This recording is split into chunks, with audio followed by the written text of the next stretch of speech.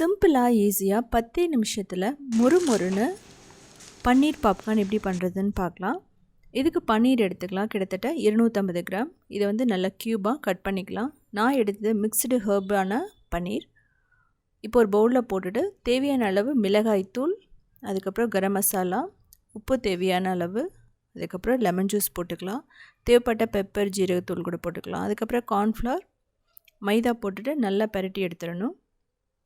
இதுக்கப்புறமா பேட்டருக்கு மைதா, கார்ன்ஃப்ளவர், கொஞ்சம் உப்பு, தண்ணி ஊற்றிட்டு நல்லா திக்கான டோ மாதிரி, திக்கான பேட்டர் மாதிரி கொண்டு வந்துடணும்.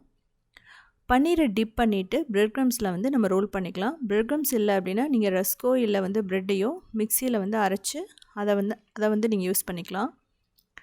இப்போது நல்ல சூடான எண்ணெயில் போட்டுட்டு கிறிஸ்பியாக கோல்டன் ப்ரௌன் ஆகிற வரைக்கும் ஃப்ரை பண்ணி எடுக்கணும். இது வந்து பார்த்திங்க அப்படின்னா கார்ன்ஃப்ளேக்ஸில் பண்ணலாம், ரொம்ப நல்லாயிருக்கும். அப்படி இல்லைனாவை சேமியா வந்து உடச்சி போட்டு அதில் வந்து நீங்கள் டிப் பண்ணி பண்ணலாம், அதுவுமே நல்லாயிருக்கும். நல்லா ஹை ஃப்ளேமில் வச்சுட்டு தான் நம்ம ஃப்ரை பண்ணணும். லோ ஃப்ளேமில் வச்சிங்க அப்படின்னா மசாலா பிரிஞ்சிடும்.